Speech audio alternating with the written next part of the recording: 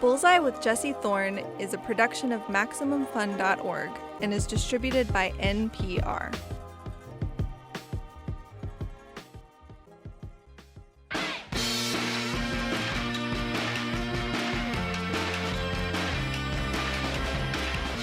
It's Bullseye. I'm Jesse Thorn. Next up on the show is Ryan O'Connell. Ryan is the creator and star of the show Special, which is streaming on Netflix. It's loosely based on a book Ryan wrote in 2015 called I'm Special and Other Lies We Tell Ourselves. Both the book and the television series draw directly from Ryan's life. Ryan has cerebral palsy. He calls it CP for short. It's a congenital disorder that can affect someone's movement, muscle tone, or posture. For Ryan, that means it manifests primarily as a limp. When Ryan was 20, he left his hometown and started college in New York. It was a chance to start over. Instead of telling folks that he had cerebral palsy, he said he was hit by a car. It was true, he was hit by a car, but Ryan felt it was easier and maybe more relatable to chalk his condition up to a car crash than to explain his CP again and again to new acquaintances. In fact, he's often said in interviews that it was harder to come out of the closet as disabled than it ever was to come out of the closet as gay. So, Ryan wrote about it, first in articles, then the book, and now on Special, the TV show, which just wrapped its second season. Season 1 of the show tackles Ryan's coming to terms with his disability. In this newest season, Ryan learns to become more accepting of himself. He dates, he hooks up, he writes for a blog called Egg Woke, listicles and personal essays, standard fare for a sitcom about millennials in LA. But Special's depiction of disability on screen is groundbreaking. It shows the intersection of disability and sexuality in a way that's rarely seen in film and movies. And it does all that in a way that's funny and lighthearted and relatable. What follows is a conversation with Ryan O'Connell, conducted by our friend, veteran interviewer Ray Suarez. Ray's also a big fan of Special. Before we get into the interview, like we said, Ryan's show Special talks pretty frankly about sex, and you will hear that in the interview as well. If you or someone you're listening to is sensitive to that, we wanted to let you know ahead of time. Okay, with that out of the way, here's a clip from Special. In this scene from the second season, Ryan's working from home, and his new boyfriend, Tanner, interrupts him as he works. Guess what we're doing today? I don't know, writing until my brain feels like gibbity-gobbity goop. I got us tickets to the Malibu Wine Safari. Wait, is that when you go like wine tasting with zebras? And a bisexual giraffe named Stanley. Animals identifying as bisexual is so important. Representation matters. I agree. But I can't. I gotta work on my disability article today. Come on. All work and no rosé makes Ryan a dull boy. Oh, okay, fine. I'm in. Woo! Yeah, he's in. It takes all of season 2 to write that article. More on that later. Ryan O'Connell, great to have you with us. Thank you. I didn't even realize that it took the entire season for him to write one article. But, honey, talk about relatable. Am I right? Well, I've just finished season 2. You obviously finished it a long time ago. You happy? Wow, so Herbie fully loaded. Yes, I am happy. I'm also really happy to be in a studio wearing like oversized headphones. Like I feel like my voice immediately goes to like a Terry Gross, like sedated vibe for NPR, and I just love it. So yeah. Welcome back to normal. I'm glad I could have you. Thank you. Is there another season? No, we got canceled. Because your final scene, the out scene, leaves us in a place where we could go on forever or happily bring the curtain down. And you're saying B happened. B happened because, well, we got renanceled. We got renewed and canceled in the same phone call. And what I'll say about that is that it allowed us to kind of craft a complete season. I think I would have been very upset if I didn't know about a season 2 or 3, if I was left hanging. So I actually really appreciated the cancellation up front because I was able to really just craft a complete story. And to me, I think the characters end where they should, end. Well, for people who watch season 1, Ryan, the character Ryan, who's based on the human being Ryan, has gone from relationship training wheels to someone increasingly confident, increasingly dateable, increasingly partnered. It feels like a lot happened between season 1 and 2.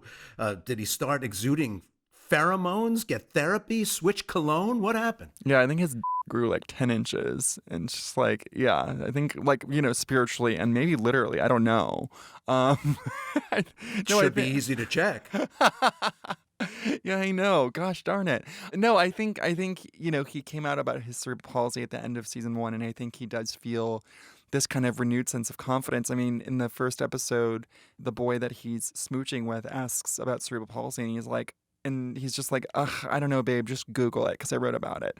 Like, I actually really, really relate to that because I also came out of the disabled closet via an article. And whenever anyone asked me about my CP from there on out, I was just like, babe, you can go to the article. It's right there. So I don't have to do the emotional labor for you, honey. So that part of the character Ryan storyline, that he hid behind the story of a car accident, that's true. That really happened to you? Yeah, that's ripped from the headlines. I got hit by a car when I was 20, but IRL, it was actually like VV traumatic. I was in the hospital for a month. I casually had 6 surgeries, but I did move to New York to go to school, and everyone just assumed my limp was from my car accident. And I thought a light bulb went off, and I was just like, wow, I can be an accident victim. That's so much more relatable than someone with cerebral palsy because, any of us could get hit by a car. Gosh, I hope we don't, but it could happen and people know what that means. Whereas cerebral palsy is confusing to people. They don't know what it means. They don't know how it looks on other, and it looks different on everybody. You can dress it up, you can dress it down. It goes from mild to wild. So to me, I felt like I kind of, stumbled upon this amazing shortcut, this life hack, if you will. But it just ended up actually hacking my life into pieces. Did people who came to know you through the series want to understand better where the character and the guy overlap, or was there just an assumption that basically it's your life story and you just wrote it down on paper and shot it? Is it important to know? I think so. I mean, I think when people think that this is just me and I wrote a diary entry and then somehow magically turned it into a 2-season television show, I think that makes you not realize how much hard work went into and that the television show is its own medium and it's about structure and storylines and seeding things and paying them off. No, I mean, this character to me feels very, very fictional.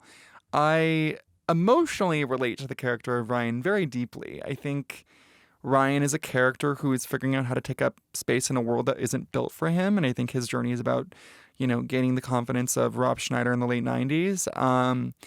And I deeply, deeply relate to that journey. But in terms of the specifics of his life, in terms of him living with his mom since he was 28, in terms of him being a virgin till he was 28, in terms of having no friends, I don't relate to that. I was always popular. I was always and I had tons of friends. Can I curse on this? I didn't even ask. I'm not sure. I will have to talk to standards and practices about that. Okay, God bless. I'm sorry. They have their work cut out for them, don't they, babe? Well, seriously, I want people to watch this and be thinking about this because you do want us to know things, to get things. It's not a documentary series on millennial disability, but it does try to hip people who are just unaware, not hostile, not indulgent, just unaware of what goes on in a life like yours. Both character Ryan and real-life human being Ryan. How do you do that with a light enough touch that we still get entertained, but you still accomplish that purpose? Yeah, well, I think that's always been inherently my way in terms of my work. I always say I want to cover the vegetables in sugar, tons of sugar. So, you're chowing down on something that you think is a hot fudge sundae, and you're like, yum, yum, yum, yum, yum. But, whoops, I secretly put, a mountain of kale in there, and you're getting your vegetables, honey. I just think that, when you don't use comedy, it can often feel very didactic and very, this is what you should know. And I think in terms of representation and identity in TV, I think we often get bogged down in the politics. And to me, that doesn't really do the work in terms of normalizing our existence. And I don't know, that's not how I process information. I'm not that girl. So I'm very, very conscious that, yes, I want you to learn something, but I want to do it through sneaky law ways. Even the title, special. It's a euphemism that sometimes grates. It's part pandery and part condescending, and yet it is absolutely spot on when it comes to this show, because it's both poking you in the ribs and winking at you at the same time. It's actually a shorter version of something you had written before, isn't it? Oh, it's based on my book, which is I'm Special and Other Lies We Tell Ourselves. And then my producer, Eric Norsoff, was like, why don't we just call it Special? And I really love that, except for when you say you have a show called Special on Netflix, they go, like a Netflix special? And you're like, well, yeah, no, yeah, there is that. No. So, oopsie. But I still stand by it. I think it's a really great title, and I think we're reclaiming that word, because I think special is a word that is often used to infantilize disabled people, and I'm just trying to make it chic again, you know? One thing that you're able to do on Netflix is be more frank about human beings' actual sex lives. And one thing that distinguishes Special is that we go through losing virginity, sex scenes that are frank, affectionate, and sexy. They were also the first gay sex scenes that were that frank that I have seen on a small screen. When you're taking the audience somewhere new, even if it's an audience that's open to the experience, do you have to talk it out with other stakeholders in the Netflix universe? Does somebody have to get a memo saying, hey, you should know that we're going to do this? Or do you just deliver it? Oh my God, absolutely not. First of all, it's so nice to be on a streamer because I'm not in the chokehold of Kraft macaroni and cheese or, Bounty paper towels or Charmin Ultra, because they don't have advertisers. So who literally gives a shit? It's actually insane that people had to literally produce their content based upon the needs of Hamburger Helper, truly are there any darker times? So yeah, I just got to do whatever the I wanted. I mean, Netflix sort of knew the deal. They knew I wanted to tackle gay sex. They knew that, this was a big, important part of Ryan's story, because as a disabled person, I felt like, I came out of the womb and my was chopped off by society. And I feel like my whole life has been me searching for that and then putting it back on. So yeah, it was really important to me that we don't shy away from the sexuality aspect of it. And we really go for it. I'm wondering about, what would I say? Choreography, camera angles. We get to be present as an audience for the pillow talk about negotiation, about topping and bottoming. There's repartee about intercourse, but no genitals. Are there rules? Are there creative choices that have to be made around this? No, I'm obsessed. Oh my God, you're really getting into the nitty gritty. I'm addicted. Okay, so no, I mean, first of all, I just never wanted to show my penis. Okay, that's fair. Even though I have been searching for it my entire life and I have put it back on. No, but we definitely show a lot of skin. We actually never really discussed a penis moment. I'm sure my actors some of them would have been okay with it. I just never thought of it, TBH. I guess it's my blind spot.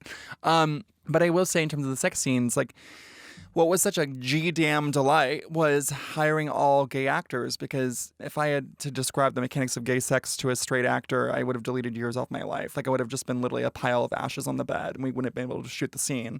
Because life is too short, am I right, honey?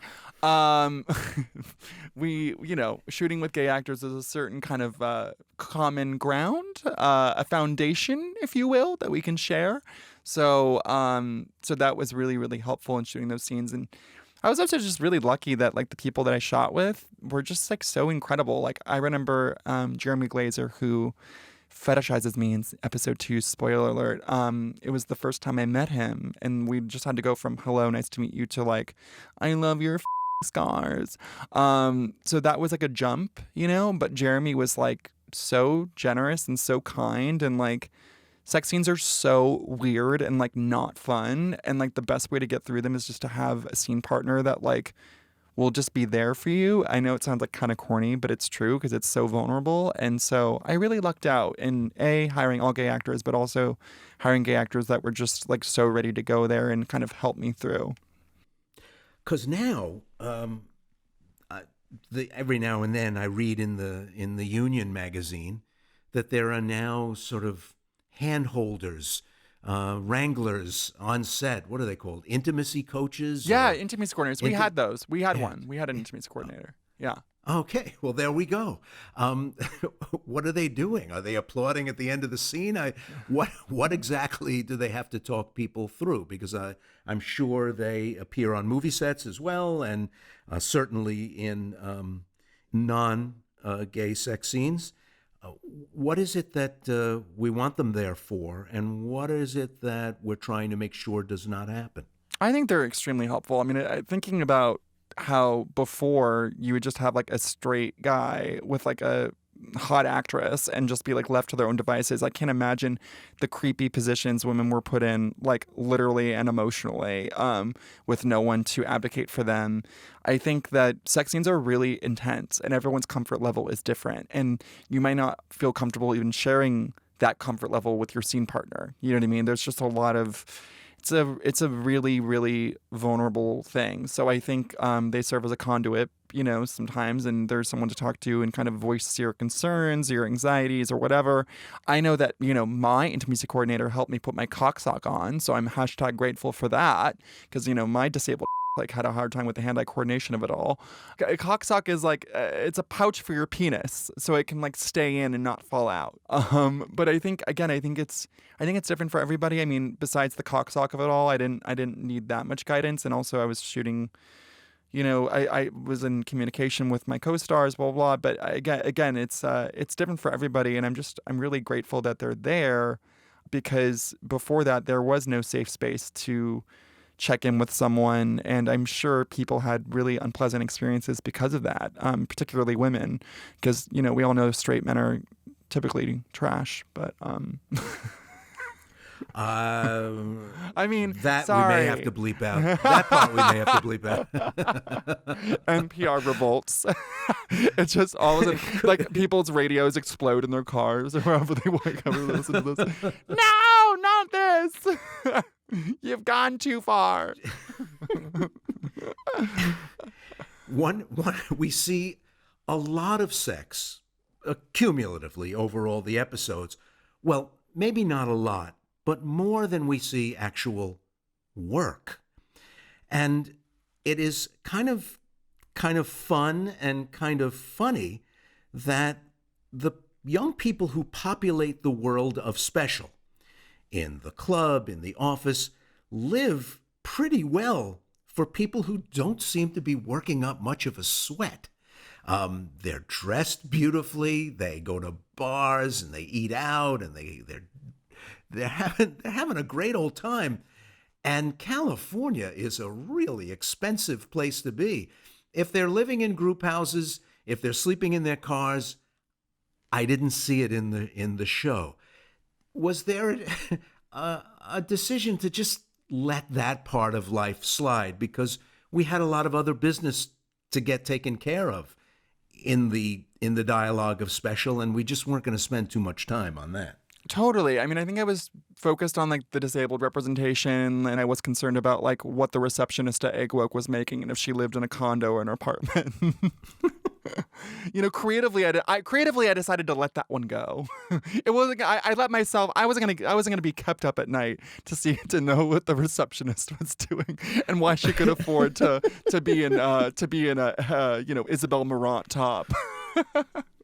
Well, I'm only half teasing because the world of work is a funny thing on television.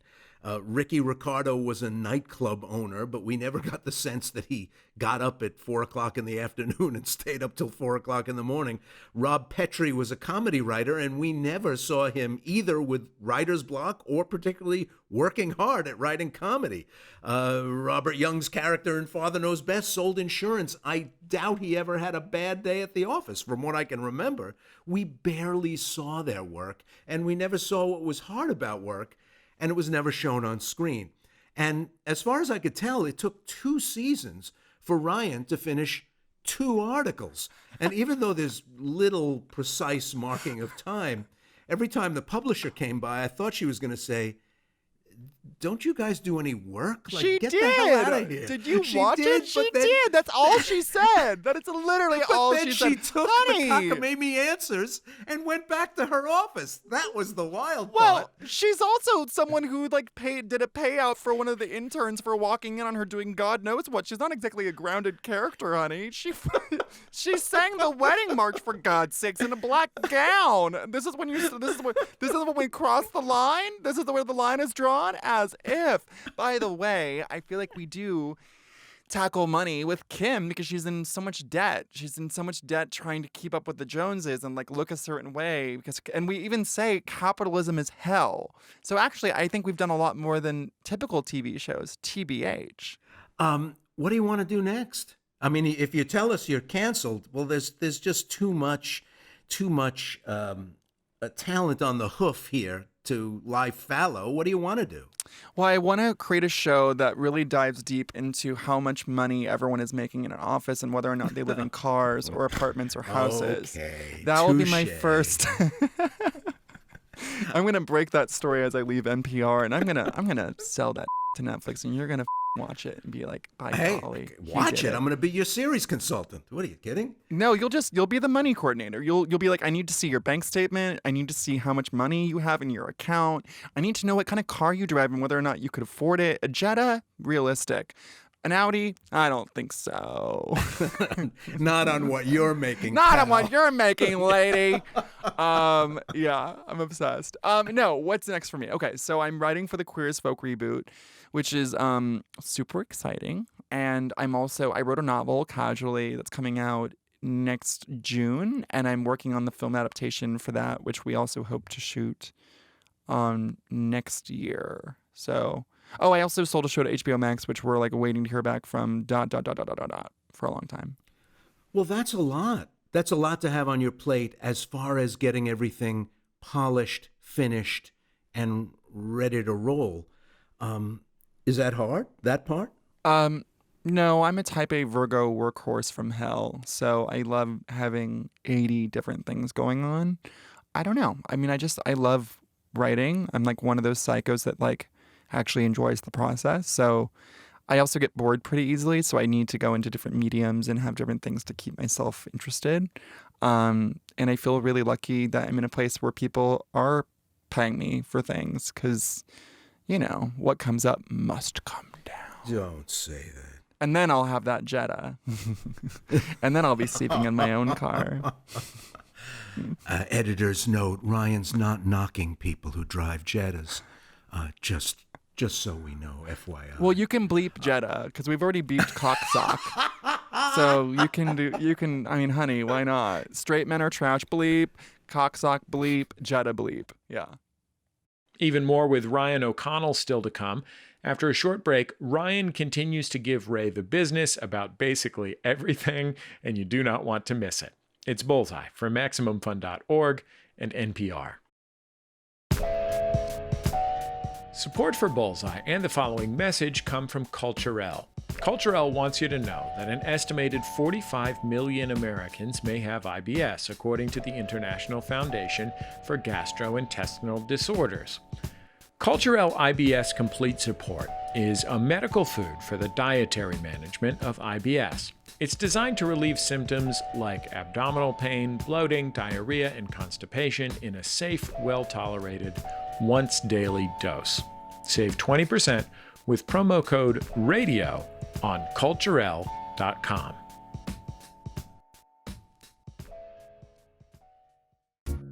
Hi, I'm Allie Gertz. And I'm Julia Prescott, and we host Round Springfield. Round Springfield is a Simpsons-adjacent podcast where we talk to your favorite Simpsons writers, voice actors, and everyone who's worked on the show to talk about shows that aren't The Simpsons. So we're going to be talking to people like David X. Cohen, Yeardley Smith, Tim Long about other projects they've worked on, sometimes projects that didn't go well, some failures, some rejections, some failed pilots, some failed life events. Yeah, we just talked to all the failures of The Simpsons. Yeah. So if you really love your Simpsons trivia and want to get to know the people who have worked on The Simpsons a little bit better, come by Round Springfield. Every other week on MaximumFun.org or wherever you get your podcasts. An internal investigation found that a cop with the California Highway Patrol sexually harassed 21 women. But those findings were kept secret until a new state transparency law passed. We dug through hours of tapes to find out what happens to officers who cross the line. Listen to On Our Watch, a podcast from NPR and KQED. Welcome back to Bullseye. I'm Jesse Thorn. Our guest is Ryan O'Connell. He's the creator and star of the TV show Special, which just wrapped up its second season on Netflix. Special is a semi-autobiographical sitcom about Ryan's own life, his experience as a gay man, and with coming to terms with his identity as a disabled person. Ryan has lived with cerebral palsy his entire life. O'Connell is being interviewed by our pal, Ray Suarez. I do think that having a character of immigrant stock is so important in 2021 when tens of millions of Americans were born somewhere else in the world. Tens of millions more have parents who were born somewhere else in the world. And so much of TV doesn't include that. Or it includes it like an applique, like something that you iron on to your trucker's jacket or something. It's just like a patch. It is a part of American life, and you, over time, take us on a lovely journey of Kim's inner life and dealing with being of the mainstream culture and just one step outside it at the same time. Well done, Ryan. Thank you. I mean, I think Ryan and Kim are both similar in that way. I mean, they just feel like one foot in one world, one foot in the other, and they're not quite belonging to either. And I think thematically, even bringing in Karen, it's like these three people who on their face seem wildly different. You know, you have a curvy brown woman, you have a woman in her mid-50s, you have, you know, a gay disabled person. What could they have in common? Well, they're navigating, again, a world that is not built for them, and they're figuring out how to gather up the courage and the sense of agency to say, I want to be the girl with the most cake. You know, I want this, and I don't want to apologize for it because I'm chic, and you should have realized that by now. And if you haven't, that's your mistake. So it was really interesting thematically to kind of to do that thread between these three people because, again, they are so different from each other. But I think when stripped to their bare bones, they want the same things. Kim is a wonderful person, and as I sat and watched her, I thought it would be hard to be her boyfriend. Wait, why? She sabotages relationships because she wasn't always confident that she was as lovable as she is. Yeah, but honey, isn't that very relatable? Like, what's been your dating journey? Have you always been like, I'm the best, like, live, laugh, love, like, you should be obsessed to date me, XOXO? I mean, if I'm addicted to you, honey. Well, no, but I was watching her and thinking, oh, don't do that. Yeah. There was Harrison, this lovely, self-made, potentially tech bro, but maybe ultimately pretty decent guy. Yeah, and he's hot. You can say he's hot, too. He's hot. That's an important part of it. And he's hot, too. Yeah, that's important. And I saw it coming. It's like knowing that a punch is coming. I thought she is going to screw this up in part because she can't believe this hot, decent guy really likes her. So she's going to make him crazy so that in some weird way it's not her fault that they're breaking up, but it is. Yeah. Yeah, it should feel like a gut punch. I mean, that to me is very relatable. That was like the story with my current boyfriend, my first boyfriend, the one that I'm still with. I've been with him for 6.5 years. And when I met him, I was like, oh my God, he's like low-key the best person I ever met. Because I had dated before, and it's so funny. Even though I was like full self-loathing, I was like, I don't hate myself enough to spend time with someone who doesn't get me, or I don't get no, like my self-loathing didn't run that deep. But when Jonathan, my boyfriend, came waltzing in, I was like, wait, he's like the best person I've ever met, and like I'm not ready for this, and I don't deserve this. So I broke up with him like a month in, and then quickly realized by going crazy, basically doing the thing that Kim does to Harrison, essentially. And then I realized the error of my ways pretty immediately, and I like begged him to take me back. It was very dramatic, and he did, and we're still together. Can you believe? Well, look, 6 years, that's pretty good. I think it's great. Very impressive. So yeah, it's great. I mean, and I think it's because honestly, like when I was getting back together with him, or basically begging him to get back together with me, I was very upfront being like, look, I am up. I'm crazy. My neighborhood, like my brain is an unsafe neighborhood to walk around in at night, but I will promise to show up for you the best way that I know how every single day. And honestly, when I said it, I didn't even quite believe it myself. I was like, well, or I could completely screw this up again. But he accepted me and all my flaws. And like, I think being upfront about everything that was wrong with me, or what I perceived to be wrong with me, it just took the pressure off immediately. And then from then on out, it was like perfect. Well, that's a moment where you realize, oh, hey, this may be something. If I'm actually moved to be my best me, because I think it's so important to show that to this person, that's a pretty good moment. Well, changing is hard. There's a lot of reasons. There's a lot of reasons why people don't do it. There's a lot of reasons why you meet people and like who are older, who you're like, have you ever looked under the hood? Because your hood's on fire, baby. You know what I mean? Because actually doing the work is unpleasant, deeply, and it's really uncomfortable. Living authentically is great. 10 out of 10 would recommend, but it also brings a whole new set of challenges, and it's a lot easier just to remain frozen in your flaws and not, ever really improve yourself. So yeah, it takes the right person for you to be like, okay, I'm gonna get the shovel and I'm gonna start digging, and it's gonna suck, but I get to come home to you every day, so that makes it worth it. So Jonathan has seen the arc of the story to the new TV star Ryan. How's he liking that? He's miserable. He crochets SOS into all our pillows and then hands them to the guests, and he just prays that one day someone will get him. He calls me a disabled dictator. No, he's really happy for me. He's super supportive. He's also a writer. His first novel came out actually the same week as Special, his novel Yes, Daddy, which you should get anywhere books are sold. It was a really amazing week for both of us. It was definitely like one of those moments where like, this is the highlight reel of our life and it's all downhill from here. Or our plan. It's working. Yes. Go with that one. That's the healthier way to think, for sure. But I think this business is this business is so traumatizing. I think like I just look. I've gone through periods of not working. I've had things that I thought were going to work out that definitely didn't work out. That like basically I've come to a place where I'm so jaded that I don't count. I don't start celebrating until the check has cleared. Do you know what I mean? It's so I always get like a little spooked out by a string of successes, because you just know that eventually it's gonna change. But you're right. I need to live in gratitude. Well, you're 34, right? Yeah. So you didn't come like a comet streaking across the sky out of the new school at 22 and have it all happen for you. You put in your time.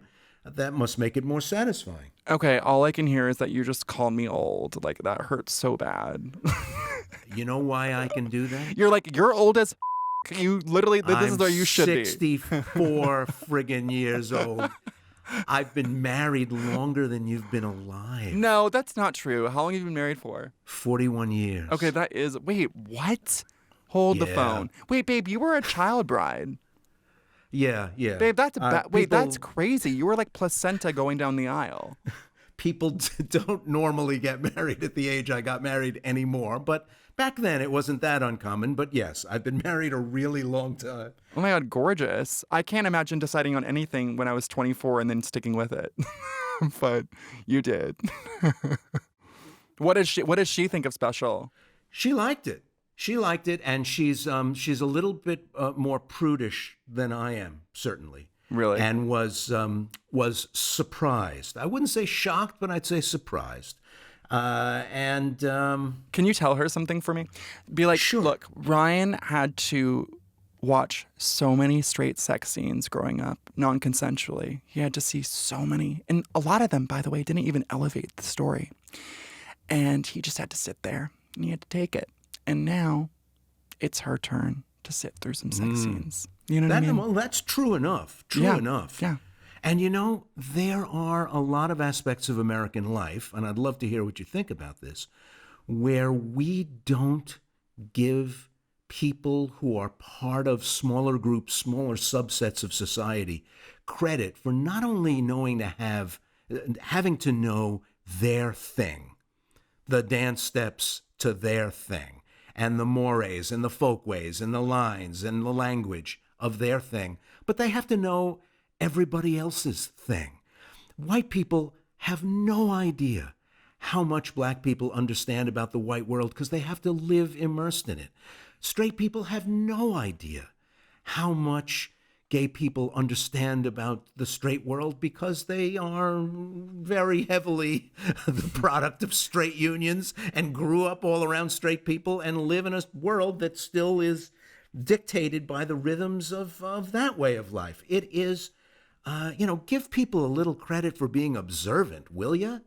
There's a lot of mental gymnastics. There's a lot of code switching. There's a lot of you anticipating how people are going to perceive you and then you figuring out how you're going to disarm them. You basically have to become MacGyver and kind of machete your way through a world that is not, again, it's not made for you.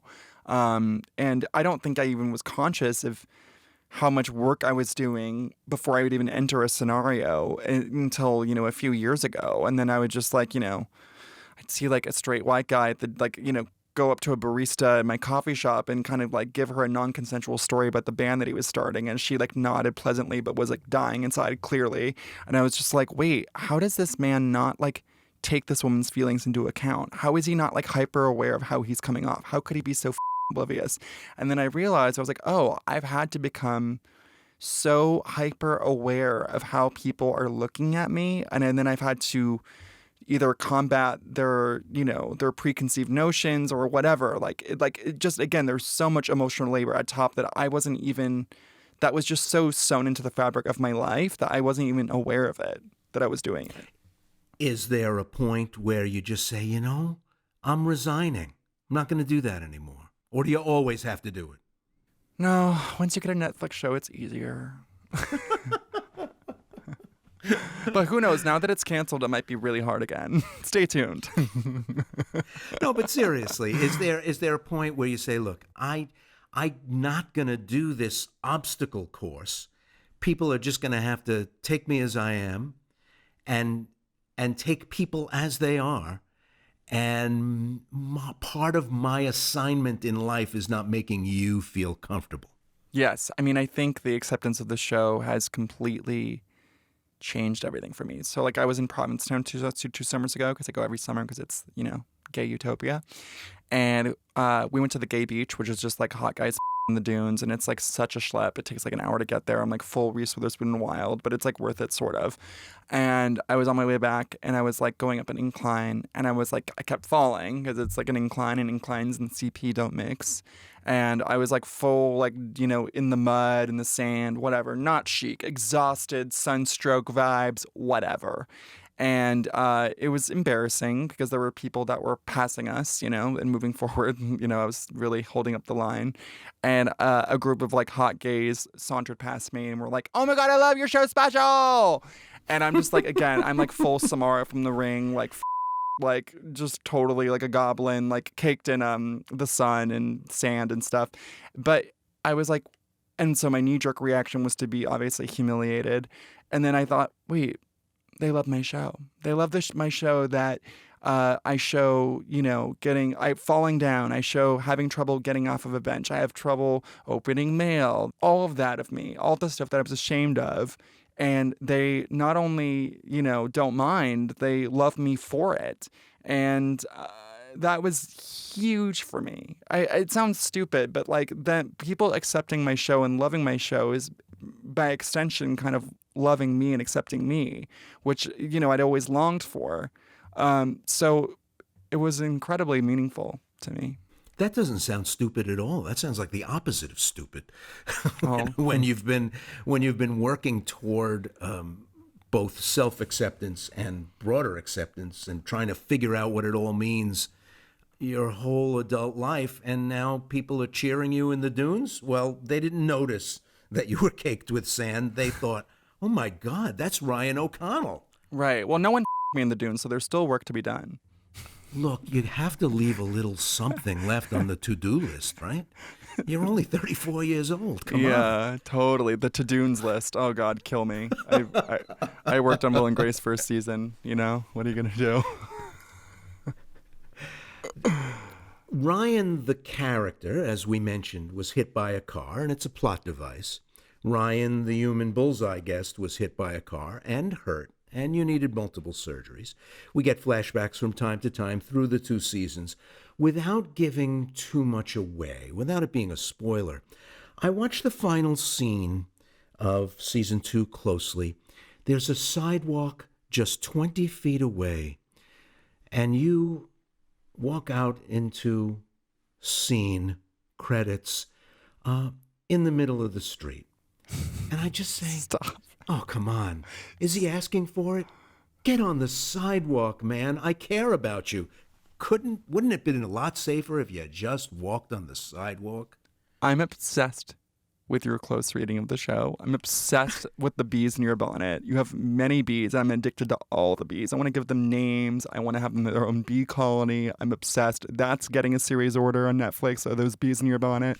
I just don't know what to tell you. Bullseye! You've hit the bullseye, baby. Man. You know, the guy's been hit by a car. Honey, but here's the thing. No, you know what? Can I just say, as someone who's been hit by a car, I'm going to say something really revealing and not chic. There have been a few times where I've almost been hit by a car again. So you think it would be like, you live, you learn, Alanis. But no, I personally have not learned. I mean, I definitely look more than I used to, but there's definitely moments where I'm like in a fugue. And I come to, and I'm like, oh, was the light on? Was it my turn? I forgot. Like I get very lost in thought. I like kind of space out, and that's been like a recurring theme throughout my life. And it's why I got hit by a car at the age of 20. So like, I actually deeply relate to Ryan walking in the middle of the street, because getting almost hit by a car and then not going on the sidewalk is actually a very me thing to do. It's very on brand. And that's where me, Ryan, the person, intersects with Ryan, the character. Ah, very good. You know, when I was hit by a car, I was okay, stealing focus. Stealing focus. Okay, it's not a competition. Like, what the Wait, what was your story? What happened? What happened? I thought, oh my, because life slows down and you see every frame per second in super slow motion. I even had the time to think, oh, wow, I'm getting hit by a car now. Every time I pass that intersection, which I do frequently, I think about getting hit by a car. I guess I'll reach escape velocity when I no longer think, oh, here's where I was hit by a car. It is not traumatizing, but just always etched in a way that I can't not think about it. Well, you know, listen, you can admit that it's your trauma. You can admit that it was traumatizing and still be straight. So thanks, man. It's a safe space, babe. It's okay, honey. You know, I know it's fragile. I know we all live in that prison, but yeah, you can say it's traumatizing, because it does sound like it's traumatizing. Also, getting hit by a car is traumatizing. I think it is. There's no way for it to not be. Wait, were you okay though? And obviously you were, because you're talking to me now. But was it like bad? What was the vibe? I was basically one massive soft tissue injury from my shoulders to my ankles. Purple, yellow, red, every color under the sun, but I didn't break anything, which is kind of amazing. How old were you? I was, how old was I? 48. Gosh darn. I was thrown a great distance by this car. My bicycle went in one direction, I went in another direction, And yeah, I was hurting for a long time. I was on some choice steroids. Steroids? Do you mean painkillers? Well, the steroids helped control the pain and helped control the swelling. It was the only way I could continue to work and think and get out of bed in the morning, was being on steroids. That part was bad. Do you have any long-lasting damage, or are you okay? No, thank God. No, You're good. I am good. Fine now, yeah, but good. Boy, oh boy. I'm sorry. Yeah, it's rough. It's rough. And by the way, not to be this girl, but being injured, I didn't kind of be like, wow, I'm like disabled for a little moment. This is like kind of crazy. Like, wow. Yes, yeah. It reminds you of the caprice of all this, the fragility of all this, how, yeah, all I was doing was riding my bike to work, and I could have ended up dead. How's that for a plot device? You know, it's just, you just think, no, I'm just minding my own business, and here comes this lady. Yeah, it was one of those moments where you really do think about all those things. Well, you know, oftentimes I wonder why disability has not entered the zeitgeist the way that gender has, gender identity, race. You know, we've had conversations deep in over the last 5 years in particular. There's obviously a very long way to go, but they are in the zeitgeist in a way that they weren't 5 years ago. There's a lot more knowledge and awareness, and disability, which is huge. It's a huge portion of the population, continues to get ignored, I think. And if I was to really think about why that is, because I do, because it is frustrating to see everyone evolve in their thinking in so many ways and how incredible that is, and then again still see disability sort of frozen. I think people have a really hard time thinking about mortality. I think people are really scared because if you live long enough, the odds are you will become disabled. I don't think people want to think about that. I think people want to be young, and there's such an emphasis on vitality. And also, under the rule of capitalism, there's so much tied into being able to, you know, be bigger, faster, stronger, be the best quote-unquote worker. So I think disability is really, really triggering for a lot of people, and it's easier for them to not think about it. Yeah. Indestructibility is is really not all that, folks. And it's an illusion anyway. Well, it's a fallacy. Like that's the thing. Like I think it's an illusion that we've had to prop up and believe in to make this happen, and we don't want to puncture that. Ryan O'Connell is the star of the Netflix series Special, the creative dynamo behind that series, and a delightful guest. What a pleasure to have you on Bullseye. Oh my God, this was so fun. I mean, you like crack me up. Ryan O'Connell, his show Special is streaming on Netflix. You can check it out there. Ryan was interviewed by the great Ray Suarez. He's been working very hard and learning a lot working on our program. You can also hear Ray, I'm joking, you can also hear Ray on the public radio show World Affairs, which airs every week on the radio and online. That's the end of another episode of Bullseye. Bullseye is created from the homes of me and the staff of Maximum Fun in and around greater Los Angeles, California. At my house this week, I decided to put down some sisal floor covering. Sisal is a type of grass. It's kind of scratchy, but it looks nice. The show's produced by Speaking Into Microphones. Our producer is Kevin Ferguson. Jesus Ambrosio and Jordan Cowling are our associate producers. We get help from Casey O'Brien on the show. Production fellows at Maximum Fun are Richard Roby and Valerie Moffat. Our interstitial music is by Dan Wally, also known as DJ W. Our theme song is by the Go Team. Our thanks to them and to their label Memphis Industries for sharing it. You can keep up with the show on Twitter, Facebook, and YouTube. We post all our interviews there. I am on Twitter at Jesse Thorn and on Instagram at put.this.on. And I think that's about it. Just remember, all great radio hosts have a signature sign-off. Bullseye with Jesse Thorn is a production of MaximumFun.org and is distributed by NPR.